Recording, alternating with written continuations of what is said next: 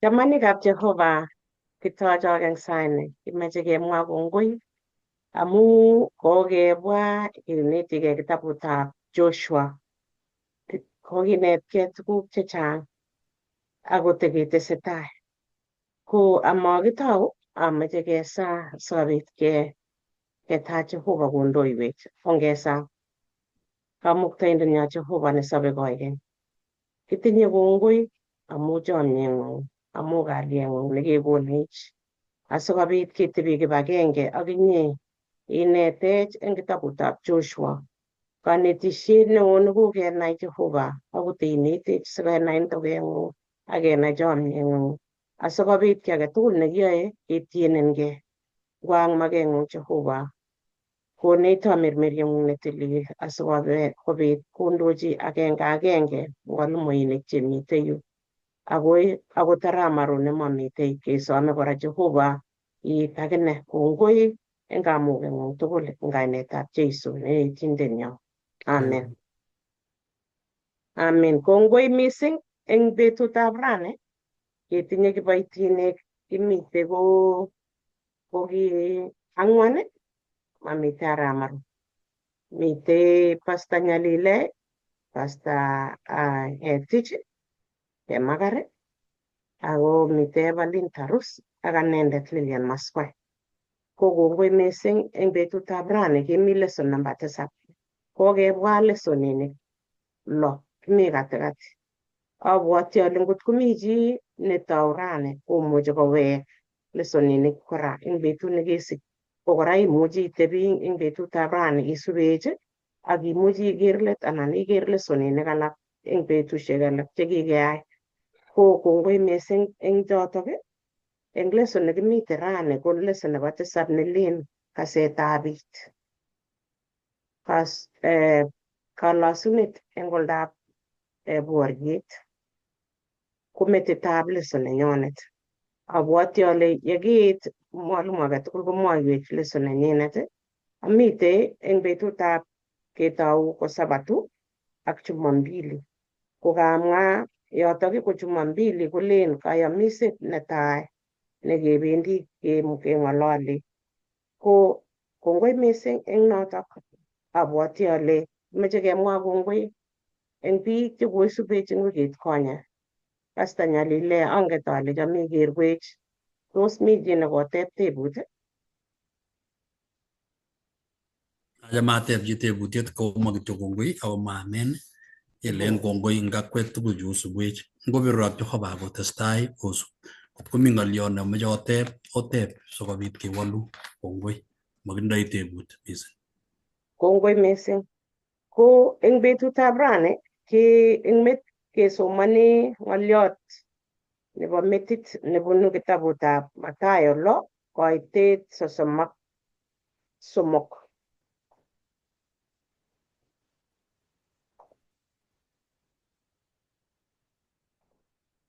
Mathayo 6 koitet 33 kolen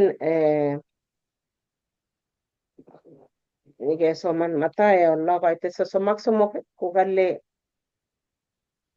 ako ocheng korok baunatenyi ak imandanyi sikoteswok tuguchu tugul. Agetyini ako ocheng korok baunatenyi ak imandanyi sikoteswok tuguchu tugul. Abwoti ale ngenam yotok kanetisiet nekitindoi kecheng baunatetab Jehova ak imandanyi koteswech tuguk tugul eng sobenyo. Ko notok nekekere eng kitabutab Joshua konetech kokait kokiro betusiek chekakoit kakolong. Kikomut Jehova kong'ete Misri lagochu.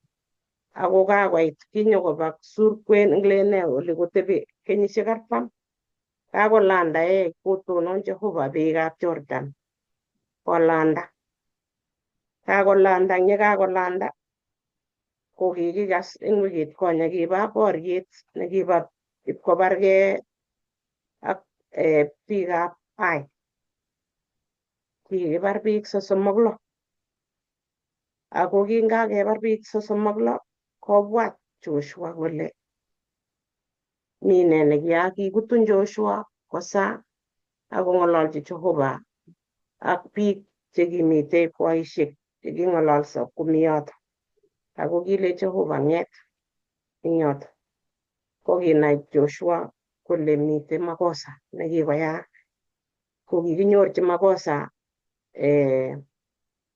chito agenge nekokenai kainenyi kikure Achan nekiib tuguk chekikale Jehovah matotiny anan matoibu tuguchoto iker ile kinyo tengekto akobo chito agenge koit kebar biik eng yo kokokenai eng lesson nekobo lo ara anyun kalya kokabit kwai tuguk Joshua cheilechinigei kararan metit Joshua kalya ko kayai Joshua tuguk karibu 4 anan ko ata mwaiwech pasta tuguk 4 chekiyai Joshua.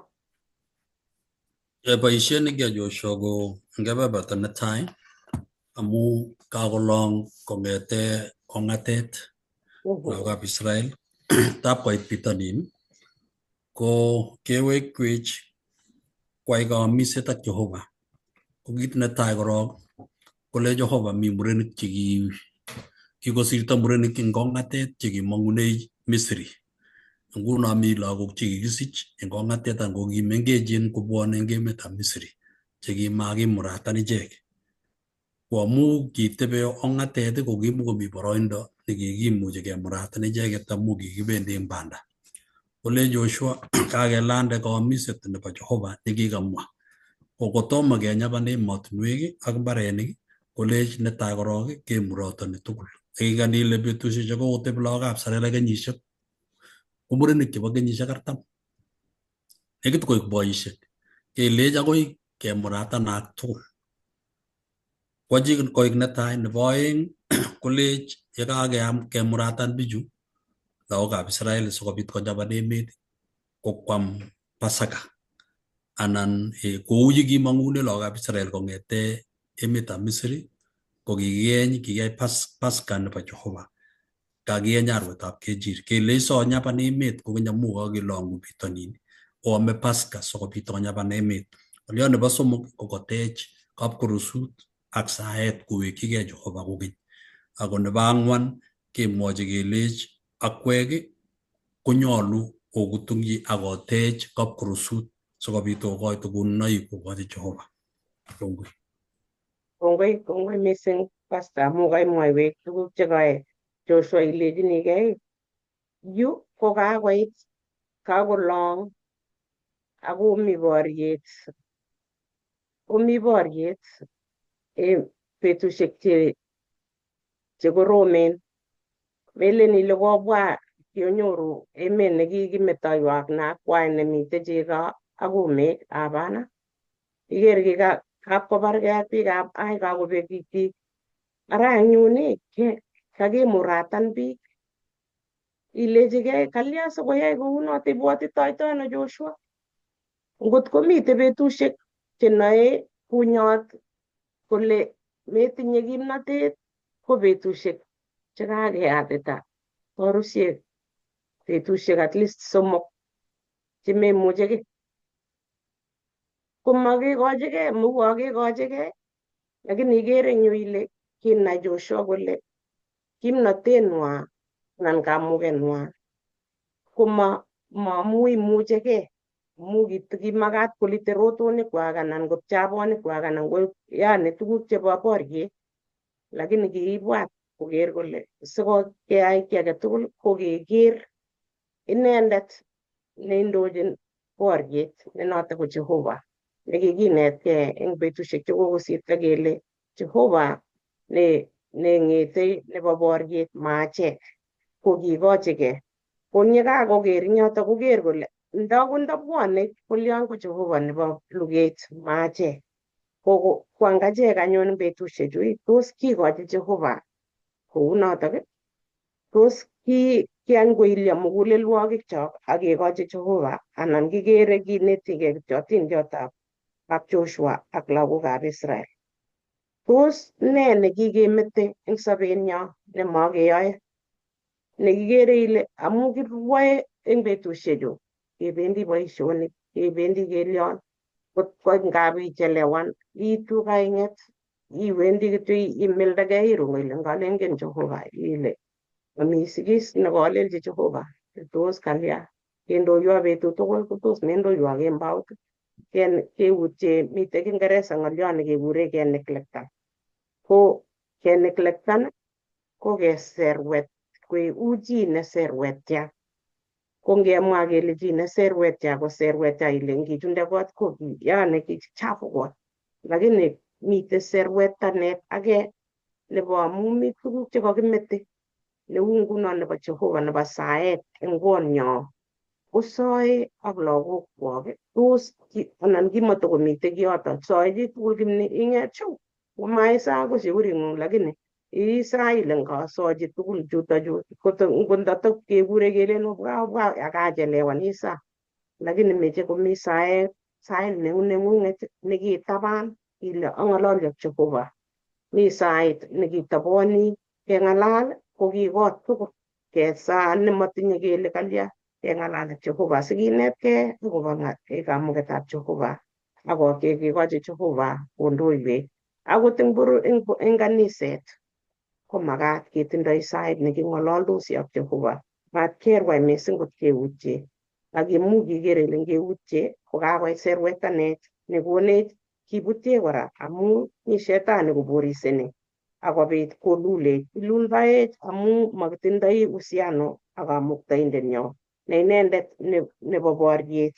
So abwoti ale ngot komi chi nemache koteshi yotok koteshi ko eng betutab Jumapili yekitestai eng yotok ikere ile kayamiset netai.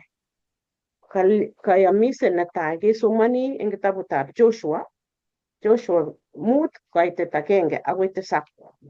Kolen kitabutab Joshua kale yekingokas laitorinik tugul chebo Amorik chekimi komostab cherongo eng Jordan ak laitorinik tugul chebo Kananik chekinekite nyanjet kole kiyai Jehova beekab Jordan koyomyo eng taitab lagokab Israel akoi kelong'u kobek mugulelwekwak amatokong'et nyikanatet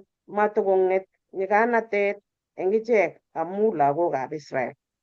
Kimwochi Jehova Joshua eng betusiechoto kolenji yochigei rotokab sengwektoik cheuen akimuratan kokeny lagokab Israel. Nebo oeng ak kiyochigei anyun Joshua rotokab sengwektoik akoyatita lagokab Israel eng tulwet nekikure Gibea Aralot. Ak kit nekikochi Joshua koyatitois ko amu kit nekikochi Joshua koyatitois ko amu biik tugul chekimong'une Misri chekimurenik tugul chekibo luget ko kibek eng ong'atet eng oret yekingokakomong eng Misri amu kikakiyatita biik tugul chekimong'une oloto ako biik tugul chekikisikchi ong'atet eng oret yekimong'une eng Misri ko kitom keyatita. Kitom keyatita amu kibendat lagokab Israel eng kenyisiek 40 eng ong'atet akoi kobek bororiet tugul chekimurenikab luget chekimong'une Misri amu makas it kutitab Jehova chekikayoshechi Jehova kolechi machamchin ichek koker emet nekikiyoshechi Jehova kwanishekwak kole konech emet nenyitat chego ak kumek. Kimuratan Joshua lagokwak cheking'et koker ichek amu kitom kimuratan ichek amu kimuratan eng oret. Ikase eng yu ile kang'et Joshua kakonai Joshua kole ngotko mi tuguk chekikakeutye kokakimuratan asikobit koek kayamiset netai. Kikochigei Jehovah kobek korok netai kokinoilen ile kikalya akot ndaki makiyat kenyisiechu 40 kalya makiyatita bichu. Iker ile amu bichu kokibendi ako ngotko kebendi eng ong'atet yukeba yo komaingen ile keyatita amu biikab Israel ko keyatita biik ko yani uu tumdo ngemwa kele uu tumdo nebo Nandi. Makat keyai tuguk chechang eng yu betut nekeyae ni ko kimukomukoksei tuguchotok eng ong'atet keyai. Iker ile kikimeto nga kitinye amune sikeyatita. Kayatitaet netun kikere kele kinyo Jeiso ako kinyokakonyo Jeiso komakong'ete yani makomi kayotitosiet amu kitun kokimwa Paulo kole kimeche biikab Israel kole biik tos kikure ne kipsurainik anan kikure ne biik chebo Israel kole kimeche keyatita kokimatakomite kounotok kole achicha icheket chekikonyo eng Jeiso komakat kele keyatita. Ko king'et anyun eng yu iker ile kakiyatita bichu. Kase kobwat Joshua kole kakiyatita ko biik chemite tabanut chemenye Samaritans ak ne koyekas kole kakiyatita bichu kotos kobwa kole amu matindoi kamuket makimen lakini kokiker kole Joshua kakorok netai bichoto akot kokikakobotanso mugulelwokikwak kole ichek bichu kumnyok Jehovah. Ko ngebe kitabutab Joshua 5:3 kokikere ile kimatakararan nekai keyatita biik lakini kakeker kele kiker Joshua kole kit netai kokitaunekab Jehovah kenyoru kayamiset netai asikobit ngebendi boriet ko Jehovah ne inendet netonondaiwech. Ako nebo oeng ko amu kikakoutye tuguchu tugul kimatakeyatita amu abwoti ale kikakobendat kou ng'etik kityongon lakini kimakat keyai eng yotok ko kiyai Joshua notok kole kiyoe notok. Abwoti ale tikenoe tuguk alak kilen biik yani kararan metit Joshua kwai chutok lakini ikere ile akot eng achek kimuchi kebwatchi kele kararan meting'ung imache ilabati makat imi yu lakini ilen achicha kiketonon korok eng sang kemwochi Jehovah kongoi amu tuguk chekikoyoiwech kikomutwech kong'ete Misri. Iker akot sobenyu tia tuguk chekikoyoiwech Jehovah eng betut achicha amaboru ngemwochi Jehovah kongoi akenyoru ushuhuda netindoi chitugul kele kaune Jehovah amu ngomaebit akakas autye amu kochang tuguk chebendi sobenyu kot keutye. Matos kibwat akot kesochi chito age netinye maket kesochi, matos kibwat akot keng'alale chito nekilen tos mutai ngot ngalabati mutai kasi komakat akaven time namuchi boker ano akatoret asikobit komuch kotonon chichoto akine eng betut age komuchi kotoreto anan kotoret chito age. Iker ile eng sobenyo komakat ketonon ak Jehovah asikobit koek inendet neindoiwech. Ako nguno kakesoman kitabutab Mathayo 6:33 kokakimwa kele kecheng Jehovah asikenyoru inendet kenai makenyi ako sikobit kokonech kamuket eng betusiek chok.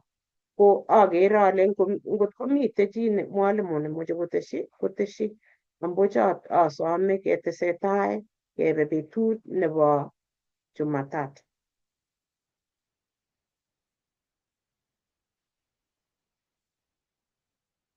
mwalimu nebo Jumatatu. Kongoi Lilian, kongoi Yeah. ingin ngoliot nekaiyat akobo atindiot nebo boisiet nemoche kwa Jehova en kwenutab lagokab Israel. Kangitou eng somanet ko ngoliotab metit kokale korok kocheng baunatetab Jehova. Kocheng korok baunatetab Jehova ak imandanyi sikekonok tuguchu tugul. Mathayo 6:33. Kongolen Jehova kocheng tuguchu tugul anan osak korok Kamuktaindet koboru kele anga katerteret age tugul nekiterteri ko korok kotaunegei Jehova. Amu Jehova ko inendet ko kiptaiyatab luget. Kokekas eng kanetisietab lesson tugul kongete kakitou kele Jehova ko kelach karik kobargei ak bunyot. Ako Jehova komatogu. Lakini mitei kwenutab biikchik ko kelach karik chebo luget koterter bunyot akobo bororiet nebo Israel. Joshua kokatelel Joshua koek inendet kergeindet kou Musa nekitelel eng taitab Jehova ak taitab lagokab Israel. Sikobit kokon tuguk chebo Kamuktaindet komwochi bororiet komugul. Kou notok kakibe kebeberta nekaimwoiwech ile kikimuratan murenik chebo kenyisiek 40 akoek chekimokimuratan eng emetab Misri. Kole Jehova eng kamuratanet nokiyoiwok kokiborwok keisto kimnotetab chitondit sikobit kobois Jehova nebo luget inendet. Naile ngoliot nebo lesson nebo wikini kokamwa kole kasitietab it saet eng emet nebo luget. Anga kebendi luget konyolu korok netai ketindoi kasetab it ako mi chito nekekutungchini kesoe sikobit keterter. Kemi emoni ing chitugul ko korok netai netou ko kasetab it nekikosyini Jehova ngoliot. Kamwa ne Jehova? Lene sirutikab Kamuktaindet? Mwoe ne Jehova akobo achek eng sirutik chik tililen? Tos kiibe kebebertab saet kobo komonut? Kinyolu konai Joshua kole kakelong'u ing bitonin, kakeyam emet chebo Jordan. Kangesoman ing Joshua 5 kokemwoiwech Lilian kale kingokas laitorinik ak Amorik chekimi bitonin emetab Canaan. Kale dikimi cherongo ing Jordan ak laitorinik tugul chebo Canaanic kingokas ng'alechu. Kale kikinekite nyanjetab Mediterranean. Kole kiyai Jehova kwong'utik cheechen eng lagokab Israel koyam emet. Kayamet nebo oeng nekeyam nekinye araraita nebirir kokomong eng Misri ak nyokoyam ainetab Jordan sikobit kolanda bitonin. Kale kiibe mugulelwekab ichek tugul akale matakonyor nyikanatet age tugul eng ichek amu biikab Israel. Koamu kiingen kimnotetab Jehova kele oronjo kokolong, kikiker, kikas, kakolong eng bitonin. Mi bororiosiek mutu chekakekochi kojapan emetab Canaan. Tokomi tisabu chemite eunekyik. Kole Kamuktaindet Jehova amu kakemuratan murechu owekyigei Kamuktaindet. Amu kamuratanet ko kergei ak kamuratanet nebo borto, ko kergei ak kamuratanet nebo muguleldo. Ako nebo muguleldo kobo sikunet. Sikunet kokonin ibwat tuguk chekikamwa Jehova koamis ako iwekyigei kele kikale ne Kamuktaindet. Tos meche Jehova keyai ne? Singemi luget kikale Jehova kaamis Abraham nenyin kanasani. Kele kibendi keame Pascha. Kongimi 5 koitetab 10 eng kitabutab Joshua. Kale kitech biikab Israel emaishekwak en Gilgal. Akoyai Pascha koskoling en betutab 14 nebo arawet. Kokingomwa betutab 14 ko en kalenda nebo lagokab Israel. Ko betutab 14 kekure Abib. Ko ki betutab 14 ko nekikikoitoe arwetab Kejir ak kinye en emetab Misri sikobit kemanda icheket en kembounot. Ko kikakilech ocheng arwetab Kejir oeng. Akonam korotik chekotile arwetab Kejir oiset tuguk chebo kurgotikwak.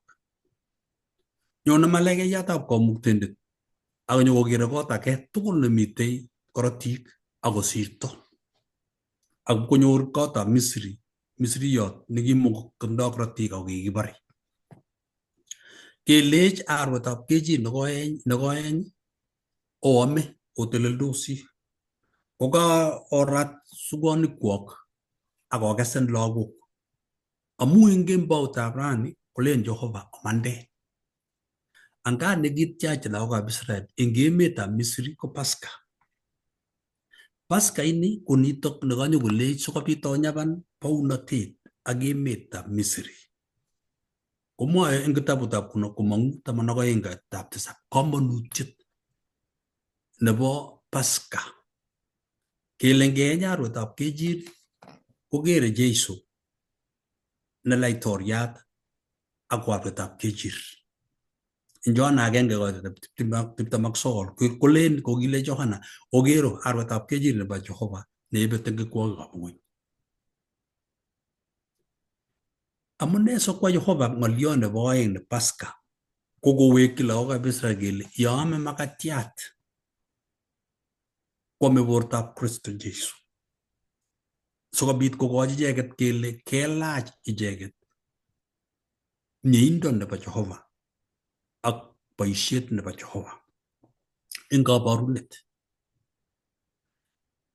Imuchi manol kitos kitindoi ngwek cheng'wonen amun en emetab Misri ko kitindoi ngwek. Kokinkwam Paska ini kemwochi kelech kou yekindoiwok Jehova en emetab Misri koroni anun meche kondoiwok Jehova sonyaban emet. Nitok ko kalelitet nebo kamang'unet. Kalelitet nebo sikunet. Kewekchigei Jehova en iman. Paska en icheket ko kiboru meet. Kele kakosirto arwetab Kejir ko kakeeny. Ko Kiptaiyat Jeiso nekakome sikobit kokonech katiaknatet. Arwetab Kejir nekakibar en yu anan nekakieny ko keboche kelech tumtaetab korotichu kobitu nyoetab kat nebo tengekwokikwok. Obendi onyoboni emet Jehova ko nebo luget. Manyolu otumde korotik akwege amu inendet nekitumda korotik koyomok tumdaetab korotik chechiket ing nyoetab kat nebo tengekwokikwok. Koek Paska eng 14 kabwatet nekiwekyingei Jehova sikobit konyaban emet nebo emetab Canaan ak koker kamang'unet nebo sikunet eng ichek. Kou en betusiekab Jeiso nekiam Paska ako eng kembounoto kenam Judas koboto choronok chekikochop ak kemut mutai komatokobit Jeiso en betutab 4 kasi. Komut kasi kemut Jeiso akoi kimurtoiyot nebo Golgotha. Ko ngiker pichait nakande no ko nekit ko Paska nekibo Jeiso eng let. Komitei koboto malaikkyik kokakolech kakoit akoit betut nekiwalak atebetab sobenywa amu kakoborgei sorunet eng sobonwekwak. So Paska kobo komonut eng sobet age tugul. Angen ale eng arawek 3 eng biikab SDA tugul keame Paska. Bo komonut. Mi biik tabokere biik alak komabendi kwame Paska. Anga Paska ko keshai mugulelwekyok keker kele tos mi kiy eng achek netokolelat eng taitab Jehova. Sikunet Paska nekonech mugulelwek kewekyigei Kamuktindet kotko kikemasta eng kabwatutik, eng atebet ak eng tuguk chekiyoe. Bo komonut meistige imete Pasaka amu notok nekonin iwekyigei Kamuktindet. Kowekyigei lagokab Israel koboto Joshua ak kwai kaamiset kokeny kolelit eng taitab Jehova.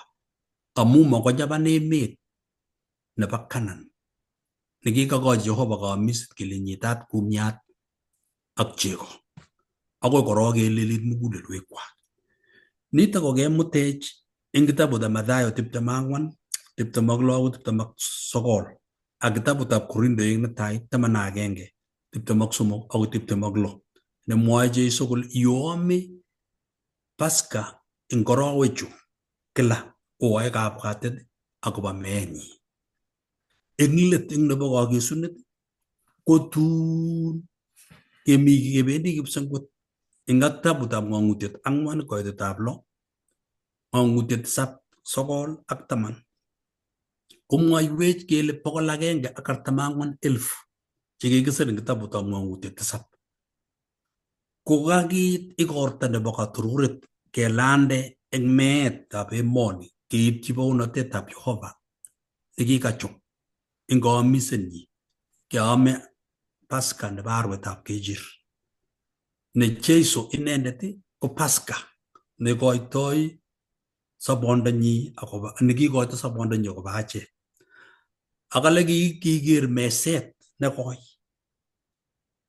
akeam Pasaka eng igortab katunisiet nebo arwetab Kejir. Eng let nebo kakesunet sinai ile nga Pasaka kobo kamanut. Pasaka ko nekimong lagokab Israel kong'ete emetab Misri. Pasaka netoreti lagokab Israel kolanda akomong'yi akonyaban emetab Canaan. Pasaka netun toretech keit bounatetab Jehova akelande keker Jehova kimni keam igorta nebo let koboto Jeiso. Ko kaek nitok kanetisiet koumwech achek tugul kele anga Pasaka ko kalelitetab mugulel. Nyolu yekiundchinigei kelyek kobor kaming'inetab kei. Nyolu yekiame makatiat ne bortab Kristo Jeiso akee divaik kobwatwech akobo sobondanyi ak korotikyik chekitumda sikobit kenyoru nyoetab kat. Chutok tugul ko kichop lagokab Israel sikobit kolanda akonyaban emet nebo kaamiset. Tebutiet nemi yu kale nee nekonech kabwatet nemie akobo kamanutietab kimurtoiyot eng tainyo eng betut yekiame mesetab Kiptaiyat. Nee neibwotwech eng betut akobo kimurtoiyot, tuguk chekiyookis ako nee nekiyaak.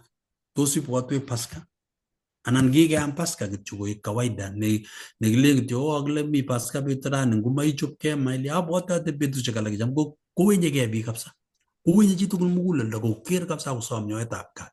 Kotko mi chi nekosirgei ano kobendi kosome nyoetab kat akosikyi muguleldonyi amu Pasaka kokakosulda kokakoit kelande kenyoru kamang'unet. Kongobirwech Jehova yekinyiitigei ng'alechu amu bo kamanut eng achek. Tos mi chi netese ng'olyo? Okay, ngatai kiboition nerubei. Kongoi mising. Kongoi Pastor. Kakebwa kisubi barandutab bandab Israel. Kong'ete betusiekab boisiek chekiyosen akot eng Abraham, Isaac ak Jacob. Ko marandutab orenwa ko kikapkorosusiek chekikitekoti kebendi ak kaptisisiosiek. Ko kingisub ole kibunei kemetoti kapkorosusiek chekikiteche kebendi akoi koba Misri akoi tun komong'u Musa. Ko ngomong'u Musa ko kakeker kakolechi Jehova otekwo kapkorosut. Ako kingoba betusiek chekakolil Musa kemetochi boisiet Joshua. Ikere ile boisiet nekiyai Musa atkan kora ko kinekite kaptisisio eng saet akong'ololdos ak Jehova ak boisietab kirwoket nekitononi korwokyin Israel kong'ete karon akoi koimen. Ako kingenam baunatet Joshua kokakotoret Musa kokang'ololchin ak kabikoinyi Jethro kole lewen boisiek cheyoe kirwoket. Komu Joshua ki chi ne kiptaiyatab luget ko kiborye inendet asinguno luget. Kiborye Musa koum lagokab Israel akoruyoksechin akoyoe kakaikaet. Kekur Joshua kelech inyendet Joshua ne eng inye ak eng kelutab baunatengung netun imuti bichu kot koit emet nekioyosiechi ichek akonyor konyapan borotet. Kokotonon Joshua ko kandoindet ne kiptaiyatab luget asikobit kopchechi borotet bichu.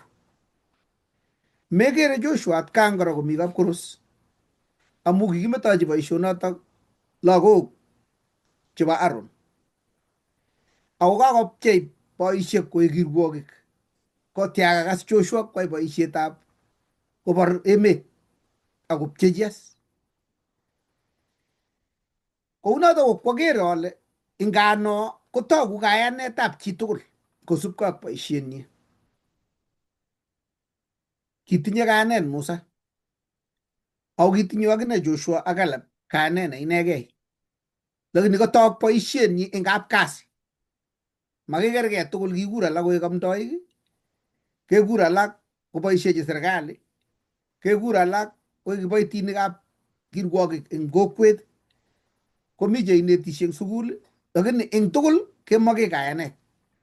Kokotok as nguno ole boisieitoi kayanet eng kandoinatet nelel nebo Joshua nekimokergei ak kandoinatetab Musa. Ngano kokitinye kayanet tugul. Ako ngoit as yu nguno kokalechi ine Jehova Joshua, kou ye kamwa pasta, ko kakobwa eng yait yun nyekelechi korib Paska tatyo koyotitois.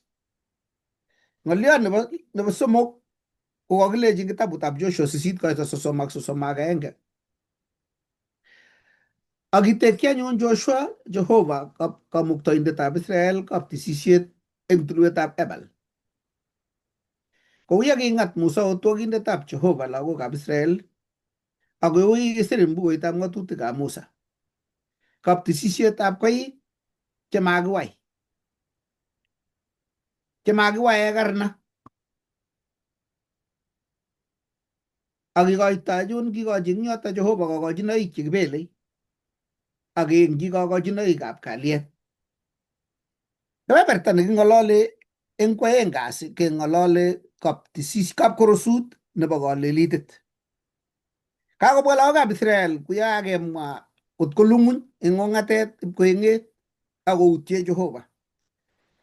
Ako kanyokonet Joshua oretab kayanet kokilechi omut eng nganasetab Jericho konyil 7. Konetkei kayanet eng komiyo konam maat kokakonyor katerteret eng Jericho kole ongebe ai kebar kotokoima kotomo kour. Matebe Jehova kole kongoi amu katerteret nekobo amut, ara une luget eng tai ole kibendi, kaichomwech kebe nitok akine kobun maat nekobo amut kororokyi keringet.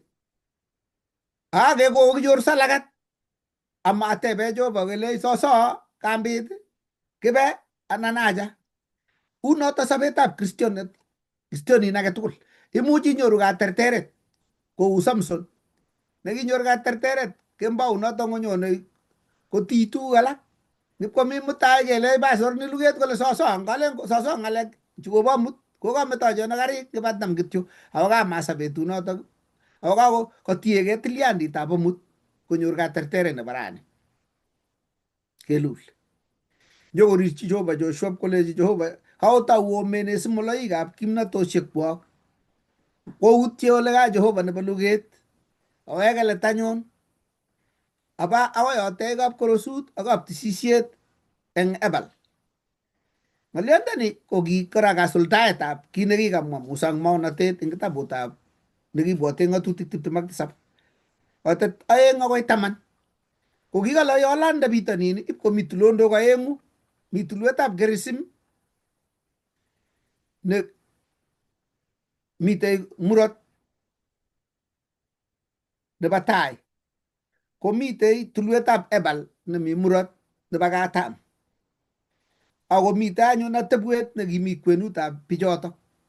Kelechi chu otech tisisiet eng ng'ony yu, tatya kotononso bororiosiek lo eng tulwetab Kerisim, ako tononso bororiosiek alak lo eng tulwet nebo Ebal. Tatya koberuris chemitei tulwetab Kerisim kochubis chun. Kele age tugul nekose it Kamuktaindet Jehova konyoru borotet akole biik tugul amen. Kole chun ako neingeleli ako metatorab Jehova kechubei akole biik tugul amen. Kemwa kaberuret age ngomasi kochubis eng ngomasi. Kakiyai koyomiset kele ingoto kasit Jehova Kamuktaindet akobendate ortinwekyik konyoru borotet. Koberuris chotok. Kakerkeit ak emenyo nekicham kepchei kong'ete karon akoi bet kwen ko kikiberurisiei.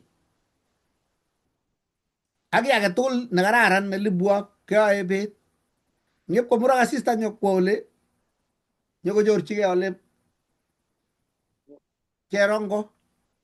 Keyoe chubisio age tugul.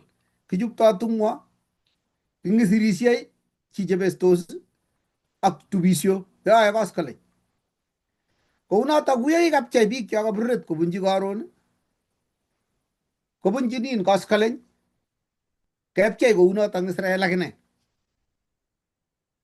Lakini kit nekapkoek komonut ko kalechi Jehova Joshua amu tulwetab Kerisim kobo kaberuret ako tulwetab Ebal kobo chubisiet. Lany tulwetab Ebal, inyeimi barak itekyi kapkorosut yundo. Ak itech kokeny koik aeng chelebelen ak inde soleiwek tatya isirchi ng'atutik 10. Tulwet ingoro nekakiyochi tukyu nebo Ebal nebo chubisiet. Kalya makinde kaberuret amu bo kaberuronin kole Jehova amu rirge netinye Kamuktaindet Jehova amu abo iman akaberuri ako age tugul nesugu akowekchogei tatya orib ng'atutikyuk. Matin kikichub atekyini kapkorosut nebo rirenetab gei tulwetab chubisiet si age tugul nemwechin Jehova konyor tiseinotet ak nemwechin Jehova kanet akosirchi ng'atutikyuk mugulelwekwak asikobit kosopcho. Kounotok kergei ng'olyondoni ak moingetab bororutiet nemi ng'atutikab Jehova 10 chebo kirwoket ako kikere mugenyi kerwetab rirenet nekikure masisit, ng'echeret nebo laitornatet nebo kalyet ak nyoetab kat. Ketuiyo Jehova kalyet nebo nyoetab kat ak imanda. Kounotok kale Jehova otekwo eng tulwetab Ebal ole kikichubisie simang'et iyot bichu andoi chubisioni akakimise rirenetab gei. Akasirchi ng'atutikyuk mugulelwekab tugul chesugu. Kewayas ng'atutik chemi koita akosir Joshua ng'atutik choto tugul kosirchi koik aeng chelebelen. Ng'atutik 10 akoyomisutik tugul ak aroroiywek chekikekochi Jehova Musa. Tatya kotekyi yoto kapkorosut. Kounoto amwachini Jehova kongoi ale kaai kolelitet ing yu akonam tulwet nekibo chubisiet konde rirenetab gei. Tos akot ing achek ko ki kaniset yekiyoe imanda ko tos kirire chetinye nyalulnatet chekoyome kirwokyi akerat, ngo ka church board, ngo ka barasa anan ko ne, ko tos eng imanda nekicheng'e ak kirwoket ko tos kitesyi rirenet? Tos kinet kokeny ng'atutikab Jehova akesa akosirchi Jehova mugulelwekwak ng'atutikyik, anan kinome imanda akiberur chekiberuri tatya kechupte chun? Tinye Jehova rirge akot ing nekakechub. Mwawech yuto kora kole matiny ko kibunu kapchi anan ko sobet Yekoya kong'atet eng sobeng'ung ak inyoru chubisiet ak myat, ko ngiwekyigei Jehova ko kimisi Jehova chubisionotok ak ng'okisto age tugul nekimi koing'wong anan ng'okimi sobeng'ung, asikobit kokonin Jehova kosir ng'atutikyik eng muguleldong'ung ak kokonin kora inyoru rirenet yeimi tulwetab Ebal. Ko kasome ale ngotoretech Jehova, noto amune kateb sitindet kole ne boisiet nekikurche Jehova ko ki kristianik kituru ketech kapkorusutab Jehova eng korikyok. Tos mi lakwet nekikwo koepta anan koyait kometo Jehova akoi ile boiyot achube kabisa anan kale Jehova acha mechub. Matingikoyait ipkochubkei inegei, iipchi kapkorosut nebo rirgei asikobit irikyi Jehova tamanab kowekyigei ng'atutikab Jehova akosirchi Jehova muguleldanyi ng'atutikyik. Boisiet noto nekikure Jehova asikobit ketech kapkorosut. Tos mi chi netebe ng'olyo anan ko netese eng kebeberta noto kotomo kebe kosomok kasi neng'olole sirutik chekikisirchi koik? Bas, ngebe eng kitabut notok ikakisomani eng kitabutab Joshua 8:32 akoi 35 komwoe kole akisirchi koichoto ng'atutikab Musa chekikisir eng taitab Jehova nebo Israel, akotonon Israel tugul ak boisiekwak ak kiptainik-kwak ak kirwogik-kwak ak moingetab bororutiet.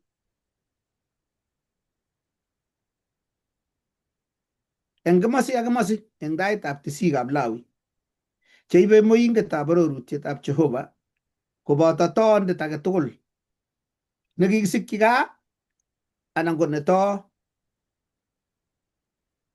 ako tononso tugul ak kimi kebeber taitab tulwetab Gerisim ako kimite kebeber taitab tulwetab Ebal, kou yekeng'at Musa otwokindetab Jehova kole kiberur biikab Israel korok.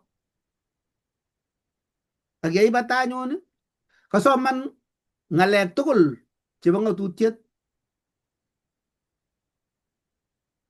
chebo kaberuret ak chubisiet kou eng tugul chekikisir eng bukuitab ng'atutik. Amami ng'olyo eng ng'atutik tugul cheking'at Musa chemasoman Joshua eng taitab tuyet komugul nebo Israel, komi kwonyikwak ak lagok ak toek yekimi akot eng kwenunwa. Kakitonon akesoman kong'ete karon akoi bet kwen tuguk tugul chebo kaberuret ak tuguk tugul chebo chubisiet. Kitonon tuyet komugul, mami akot lakwet nekilen ng'weny amu kimi taitab Jehova. Tebutiet eng yu kokamwa kole kou yekikakur Jehova Joshua kosuldae kit nekikamwa Musa, kopcheune bororiet aeng chekitononso eng bororiosiek 6 eng komasta nebo tulwetab Gerisim ak chekitononso bororiosiek 6 eng tulwetab Ebal. Ite boroindo ne inegei kora netun pcheakse ng'ony komugul, pcheakse kapchi kopcheunegei aeng, cheleweni kaberuret ak cheleweni chubisiet. Ko kimwochi Joshua kokesu bandanyi kolech olewen okwek rani nomoche oboisiechu, ngale okande taing'wong kaberuret ak chubisiet akolewen sobondo si osopche inye ak kong'ung. Tebutiet nemi yu ko kale achek chekibiik keutye amu kiutye kokalechi Jehova Joshua sir ng'atutik tugul chekibo Musa amu mi chi mi moinget, kinde koita barak ni akesir kotok amu kikiwai koik cheechen akinde ngariet tatya kesire chetuen. Singiwendi ikere koloo, ngimi tulwon nebo chepsirono ko ngitononi ngolep kabwanoi isomoni, yani akot ndemi tapsakoi ikere komie kabisa, kou choto chemi tindiret yun ngitonon ikere ng'atutik taman chebo Jehova kakisir, ak nyabiriku iker kayamisutikab Musa, ko sikobit atkaan kora kibwat tebutiet ing kapchi, amu kiutye atkaan kora ngwasanganetab labatet ak boisionik ak sobet nekicheng'e, ne oret nekimuchi kesirchi ng'atutikab Jehova mugulelwekyok ak kesirchi tukatukikab korikyok. Eng kot ing korik keititoi kakinde pichainik chebo senge ak mama ak ng'o ne tuguk che ngap keteshi sikibwat kayamisutikab Jehova eng korikyok, simoe kityo mauekab pichainik ichegei chebo tilyonutik, ako tos mi Jehova akine, tos mi kayamisutikchik. Singimong'u rumit iwe ruminin ibwatyigei tuguk che ng'ololun Jehova eng muguleldong'ung, asimatkaan kora eng chirchirtab ing'onyoni keutye tuguchuto tugul chu tatya kelesta Jehova ak kiitu nyiwirtegei kokaing'et amu kaiutye ile bo ng'o lugoni, maneng'ung, melabatate kityongon ipkong'et eng gaat amu bo luget Jehova. Ingot kebe bandanyo kou ye kibwone Israel kondochin boldet, aketebe Jehova karonet age tugul kelechi kongoi Jehova amu kakoech, kongoi eng yaiwo amut, une betuni, ne neimokeno rani, ak ne nekende tainyu sai akobo torornatetab kaineng'ung. Singiwendi yeiwendi inget ile kakeng'alal ak Jehova ako kakiyamiskei ako awendi yu kile rani amakondochi orenyu, simakitikini iyai tugun chebo tengek anan ko tugun chebo juljul anan ko tugun che eng tobotetab kit nemaisulda imwa lembech anan ko ne, lakini ngotokoyamiskei ak Jehova nebo betunot kokonin Jehova obendate ak inendet betut age tugul akoiku sobeng'ung neindochin kamuktoindet. Nga betut age shing'et ikere ile ngachelewan ara ilechi oye Jehova beruro akine taitu nyasoman lesson, taitu nyasa, iwendi betunoto kibimi katikati kaiutye punguok iweksei kokeny telen iwolong'uno ile betut nebo kwong'ut kerusin eng oret akoi ile kakikoek tabu rani kane koroi inye, kwamu kelechi Jehova ngotebi korok nenyi ngaborien inget akinye ile kachelewan, lakini nging'et kokaichelewan ilechi Jehova kachelewan, ako ngeng'alal tuwai asikobit indoena ang lugoni matiny kachelewan komamoche achokchi neng'ung ngaai siyoiwo nekong'et. Iwendi ngibititoi ko ngap kosikobirun chito simet ile iye mutyo matamuch ait kakong'etin koek shida, lakini amwa nende nekaimin akayane chakwa kemwa ma ngotebi kuno ako kelen ibobaregei nebo kwong'ut, lakini kokochi Jehova kochelewan atya ole aisiru nga kokechila ngayan kunoto en ire ile ngakwa Jehova tuguk tugul chekamache ayai kakosulda tugul, kele inamotoinyu akot oli kakosulda nikonye, kakosir kijanaiyat nekoitinye wasiwasi, kelen ile ngakwa Jehova tugul kokeny, ile Jehova kityo neng'ung torornatet ak kimnatet koikeny amen. Lakini ngimach itoret Jehova ikose maat, kiyoin komimi koskolenyi ile Jehova mo kwek Chesabet ak Bombo moae kokeny kuno. Tebutiet komi chi netinye tebut eng kebeberta notok bas amache atach mwalimuiyot neibwech kebeberta nebo kwang'wan kasi. Karibu nebo arap Tarus. Kongoi. Kongoi Pastor Ng'etich ak mwalimuinik chekakondoi. Kebwotwo kangimwa yoto kile ngap ing'et ile ngawo korok.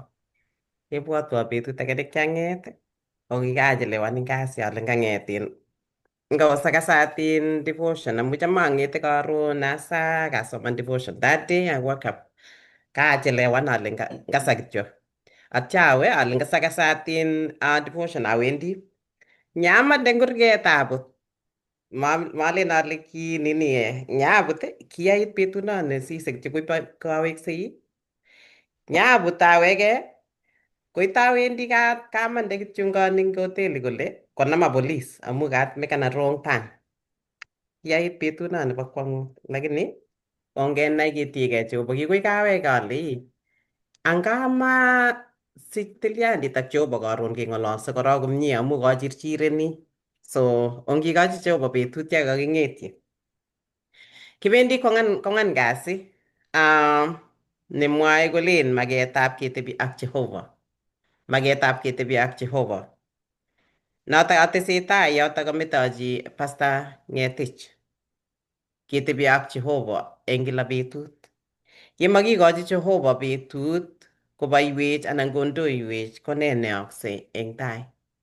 Kiamune asikomakak eng lagokab Israel kotepso ak Jehovah. Kiamune asikokimeche Joshua eng atkaan kora kotokyi lagokab Israel konai kole mi Jehovah kwenunwa.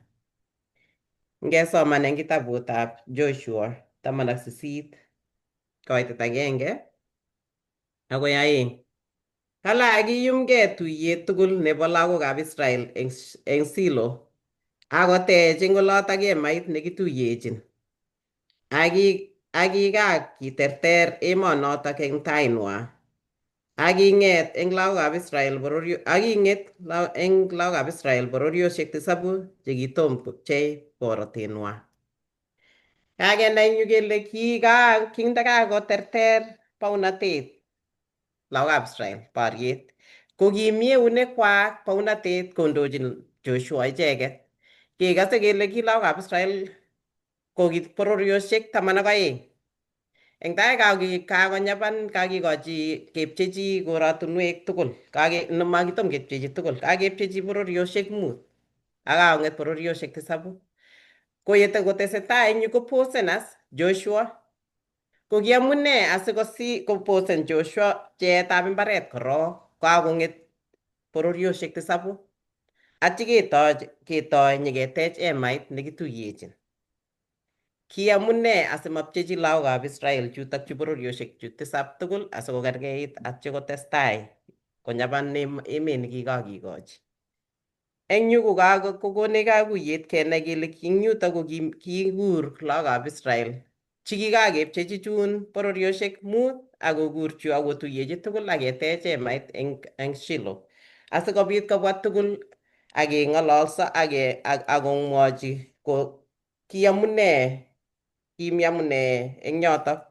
Kale kimeto Joshua korok eng yotok pcheetab mbarenik eng chotok kikong'et tisap akokur tuyoni tugul kobwa lagokab Israel chungakepchechi mbarenik ak chekitomo asikotech kapkorosut nekiboru kole kimi Jehovah koboto icheket. Ki emet nekikakokochi Jehovah konyapan ko kikashikomwochi. Ko nitok ko kimeche kobor sikonde kotokyi konam tokyinetab kabwatutikab lagokab Israel koborchi kolech kimi Jehovah. Nyapanetab emet ko kimakobo anan nyapanetab korotinwek chotok kikakekochi ko kimakobo akobo icheket. Kimeche koborchi Joshua akobo tilyandit nekimeche kotestai eng icheket kobor kole mi Jehovah koboto icheket. Ako nyapanetab emet ko kimakobo icheket anan ko kimakobo chitondit. Ako kimeche kobor kora kole kasuldaet nekinyone kosuldoi ko ki kayamiset nekikashipkoyamis Jehovah Abraham kole tun ikochi lagokchik. Ako kimeche kobor kora kosulda kayamiset nekibo kotebi Jehovah ak biikchik. Kimeche kora koborchi anan kimeche kokimit tilyandit nekimi eng kwenutab lagokab Israel ak Jehovah. Asikocheng ripsetab kipsengwet korib icheket eng kwenunwa. Pcheetab mbarenik ko kimako raretab chi. Eng yotok kikikase eng yotok kele kingen kele akot nguno eng Kalenjin kopchee ngomeche kopchee kwan anan kopchechi werikchik komite yekepchechin, mi chepkepchechin asikomi alake chebwone baadaye kepchechin. Ko kimeche kobor kotuiyo eng yutok kobor kole ki agenge amu kikakepchechi chun 5 bororiosiek 5 ak chu 7. Ko kimeche kobor katuyet anan unity kobor kole komite eng katikati kora kotuiyo tugul chu 7 ak chu 5 asikonai kole mi Jehovah neindochin icheket. Yekimete Jehovah ko nee neyoksei eng sobenyo? Kakomwawech Pastor Ngetich tuguk chewosoksei emet mising. Yekimete Jehovah eng sobenyo koibe kasar oindet koib tuguk cheng'wonen anan koib tiemutik chechang. Bitu wasetabgei eng kapchi, koyokitu lagok, kobwone tuguk, mionwek ak tuguk tugul cheyachen. Lakini yemi Jehovah kwenunyo kiterteri eng tuguk tugul cheibwech oindet. Ngesoman eng komong'ut 25 mwae ine yotok, komong'u 25 kaitet 5. Komong'u 25 komwae kolen ak ngotekwa ole tilil siameny kwenunwa, alan ngotekwa ole tilil asiameny kwenunwa. Konoto nemwoe Jehova. Ko eng sobenyo ko tos kikikochi Jehova komeny oritinyo, tos kikekur Jehova asikobit kotebe sobenyo eng ole kimi akot eng korikchok. Ko kateb ko ki Christian kateb sirindetab lesson eng yo kole ngesoman kitabutab Ebraic 6 koitet 16 akoi 20 ak Ebraic 9 koitet 11 ak 12 ak Ebraic 10 koitet 19 ak 23. Ko notok amache ale sosomonchigei sokuye. Ko kateb sirindetab lesson kole ko ki Christianik anyoni ko tos ne nekimuchi kenai eng yo ye makitinye amu makitinye kapkorosut neu nekitinye lagokab Israel. Kikibendi kikoitoi kokochinoik ak tuguk tugul. Makitinye nekimuchi kero ak kenai kele mi Jehova eng kwenunyo. Ko ne nekimuchi kenetkei eng kitabutab Ebraic chekamwa eng yotok kurkotik chobo Ebraic. Ko ne nekimuchi kinetkei ye makitinye kapkorosut nekimuchi kero kuo yekakiteche asikobit koek emait nekituyechin akesa akenai kele mi Jehova. Ko ne nekimuchi kinetkei? Ameche kokomendan ameche akochi tebutionitok Pastor Nyalile asikobit komwawech kele ne nekimuchi yemakitinye kapkorosut nekimuchi keker aketech kele mi Jehova yu akebendi ketuyechini emait nekituyechini asikobit kekur Jehova eng atkan kora. Kongoi eng tebutiet no ketebe bakoin konekit ko tebutiet nekitebegei ile tos kitindoi kapkorosut nekergei ak lagokab Israel atkinye. Na ile ang atindiot nebo lagokab Israel nekile Jehova otekwo kapkorosut eng kitabutab Komong'u 25 koitab 8 kole Jehova sikobit ameny kwenung'wong. Maketab Jehova ko kimeche komeng'is eng kwenut nebo lagok chebo Israel. Kole ocheng'wo otekwo kapkorosut. Koborchi Jehova ketik chekikitekei, koborchi tuguk tugul chekimokotin. Eng kwenutab lagokab Israel ko kimi taban amu kimi banda. Ko kiibe emainotok kelondoi bitoni kebendi, kelondoi bitoni kebendi. Kounotok ko kimi emait kondochin kimnatetab Jehova koboto ichek. Ko ngimitei keteb tebutyono ngisoman eng kitabutab Ebraic 9 19 ak 20, Ebraic 9 koit 11 ak 12 ak Ebraic 10 koitetab 19 akoi 23. Komwoiwech kole kitindoi kapkorosut nemakergei ak kapkorosut nekinye nekibo lagokab Israel. Rani kapkorosut kokergei ak kanisa nekibendi keyoe saet. King'ete korikyok akebe kotab saet ne kanisa. Ko ngebendi kanisa ipkeleliti mugulelwekyok eng sautik kekose amdaet kanetisietab sirutik chetililen sikobit koyat kabwatutikyok konekite Jehova. Mangetindoi kapkorosut nekergei ak nekinye.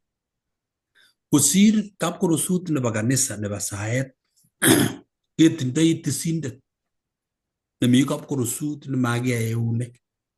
Nekangesoman eng kitabutab Ebraic 9 19 ak 20 ak 11 ak 12 ak Ebraic 10 komwoe kole kitindoi Kristo Jesu netisindenyo neo nekichut orit eng hekalut eng kipsengwet neiboru kele anga Jesu Kristo ko tisindenyo neo nemite taitab Jehova eng kaptisisio. Netisanatet nekimi ng'onyuni ko kikergeindo nebo tisanatet noe Jesu eng kipsengwet. Ko Jesu ko tisindenyo kale kebendi kapkorosut eng sorunindenyo Jesu. Keteleli eng tainyi eng komong'unet. So ngebendi kanisa kesoe ko eng mugulelwekyok konyolu keker kapkorosut nemi barak. Ne kapkorosut notok ko tisindenyo ko Jesu. noe nyoetab kat nebo tengekwogikyok en betut. Kotabiyo ng'ang'utiet 21 koitinyi ko somok komwoiwech kasuldaet nekibo saetab nekikale Jehova otekwo kapkorosut. Komwa kole akiakas kutit neo nekimong'une ng'echeretab laitornatet kole okero mi emaitab Jehova ak biikchik akotepche koboto ichek akoek ichek biikchik kotebi Jehova akotepche Jehova inendet eng ichek akoek Jehova nenywa. Kokangomwoiwech ingakei komwoiwech kole kapkorosut ko kimeche Jehova kotuiyo bororietab Israel ak inendet eng konunet nebo koroset. Kokingokoito arwetab kejirchi akonyokochi tisindet kikaech kekochi rotwet sikoeny inendet.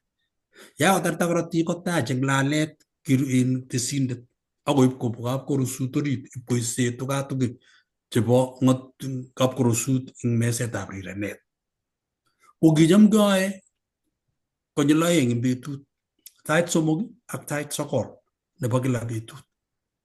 Ako konyil agenge eng arawetab 7 tarik 10 ko kikikoitoi ng'ororek 2 akesir barbarek. Ng'ororiet netai nekebutye barbariat ko kikienyei koek tisindet netisei bororiet tugul ak biik tugul chekokon korosekwak eng kenyit komugul. Ako kikiname ng'ororiet agenge nekikikure Azazel sikemanda eng sang. Ngomong tisindet eng kot nebo orit eng kapkorosut oldab ole tilil kokakowal Jehova eng boldet nelel eng tainywa. Koname tengekwogik tugul chebo bororietab Israel kokaketilil icheket akakeyochi nyoetab kat. Konyo tisindet neo akonam ng'ororiet kai akocheng chi nekimuren nekim akemanda ng'ororionoto kemut surkwet nekiboroindo neboru kole tengekwogik tugul chetun kakenyoiwek kat kerukyin kekochin setani akemut inendet kotebe surkwen eng kenyisiek 1,000 nemakomi chi nekoti, makomi chi nekololi akong'et inendet eng inegei nemakomi chi. Kakemut chetililen kipsengwet kong'et chematililen chekimaiyan logoiwek chemiachen koek ng'atatek eng ng'ony eng meet. Keborwech eng kanetisiet komie kele kitindoi tisindet ne Jeiso ne eng betut age tugul kosoiwech eng kapkorosutab kipsengwet. Noe tilani kimuchi makikere kapkorosut nekikergei ak lagokab Israel lakini kibendi kanisa ipkesoe. Kongebendi kesoe ingotokoste sautikyok koit kapkorosut nebo kipsengwet. Ne sayan nekisoe eng kanisa kolanda saenyo koit kapkorosut eng tisindenyo ne Jeiso neteleli eng taitab Jehova akobo achek. Kongoi mising. Tos mi chi netokotese ng'olyo eng yoto bo kwang'wan kasi? Kaketar lesson anan summary tugul? Komache ateshi kityo alein kakilechi Joshua kora ngeteche kapkorosut koboisie koik chemakiwai chemakiboisie karna age tugul.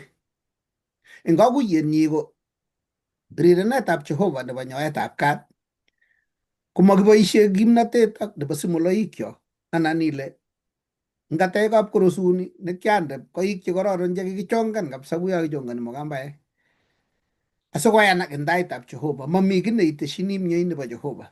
Kikirirenech kounoto mami ki neilosegei amami ki neilosunegei. Ngap kemi kotab Jehova eng yekimiu kolaskei age kole kioku boyotab kanisa eng yu. Inye akot korok koitu amut anan kole ak kiandochi chepyosok, kiandochi neranik. Ko mami kit age tugul nekilosunegei kobate yekiming'injigei Jehova koongetibye kalyet ak boiboiyet kemi kotab Jehova komami ki neilosegei ilen to akaikai akot mauano. Amu yoto ebitune menotet, yoto ebitune nekibwoti Israel kole kimuchi ketoret Jehova. Ngap komi kit nelen biik ale toreti Mungu chetoretigei. Komangen ale uyo kabisa lazima ko taunet agenge wetet agenge bukuitab setani koroto. Amu ngetito kolen chitugul kakilete Jehova cheetegei sinye. ko ngilen iker momi seset eng yoto kobate kale cheimong'u Jehova akominginegei. Ko yekakomeny mugulelwekyok Jehova kwai boisienyi eng oritinyo, makimwa as kele imetoi akile sinyokeswa beek anan kolya. Iyoe kebeberta nekakonin Jehova amu chomyet nekikesarunenin, ko amu kongoi nebo kakasetabgei muguleldong'ung, iyoe kit age tugul neimukoksei, masikesarun ako amu kikesarun. Logoekab sarunet choto. Kongoi. Kongoi mising, kongoi mising. Ongetach Jehova kotebe kwenunyo akesich amdaet agenge akesich kenyoru kamang'unet. Kingen kele mi Jeiso kaptesisyo nekesoe through him asikobit keitchi kwandanyo. Kongoi mising. Ko kongoi eng akweke tugul chekachosubech eng lesson ako tokotin kora eng lesson nebo wikit nenyone nebo wikitab 8 nemwae kole nyikonikab kayanet Joshua ak Caleb. Wikit nenyone keng'olole akobo kayonik chenyikonik. Joshua ak Caleb ko memisen anyun ngondoiwech Jehova achek tugul eng wikit tugul yekitou kipkirkirit nebo wikit ko onginde tai Jehova eng tuguk tugul ak eng boisionikyok tugul. Ko ngotinye tebutik osot tebenech omuchi osirwech anan omuchi obe onyoru chi nebo Seventh-day Adventist amu kiboisie sinye en kitabut agenge tugul eng emet tugul. Adventist tugul kosomani kitabutab Joshua tugul. Ko tebutiet age tugul neitinye kenyoru eng yu ko ngitebe chi nebo Adventist amu somani kitabuni komuchi kowolun eng oret neititaat. Kongondoiwok Jehova. Kongoi mising ongesa. Jehova nesobe kaikeny kitinye kongoi Baba amu miendeng'ung ak chomyeng'ung nekaiborwech eng betutab rani kangesoman akobo lesson akobo Joshua bandab lagokab Israel ak kakoborwech kesich kayanet ak kesich yamdaet agenge itinye Jehova eng kwenunyo. Konech asikobit kibwatin eng tetutikyok tugul chebo atkan kora. Konech asimabit keutienin Jehova nenyo eng olekakeit. Konech asikobit kebwat kele Jehova nekibo lagokab Israel ko Jehova nekitinye nguno. Jehova nekilanda lagokab Israel ko Jehova nekimuchi kimong'u kolandech eng sobenyo tugul keitchi sobondab koigeny. Imutatech Jehova nenyo, kingen kele serserini yoindet kocheng'e chechang kobet. Ako kisomin Jehova asikobit kimong'un eng kiy age tugul nekiyoe Jehova kosikindain tai eng tuguk tugul kou yekindain lagokab Israel ak Joshua ak kiterter ichek. Kiterteri yekimi koboten ibwotwech atkan kora amu ki biik chekimuchi keutye kenai kele yememi kobote Jehova nenyo komakimuchi keterter. Ako kiterteri amu Kristo nekime eng kimurtoiyot asikobit koterterwech eng kirwogikyok tugul. Ara mami kiy nekerore Jehova, tuguk tugul kindoi taing'ung asikobit kwaak makeng'ung akoi ketuiye kora eng wikit nenyone eng kainet nebo Jeiso netindenyo. Amen. Kongoi.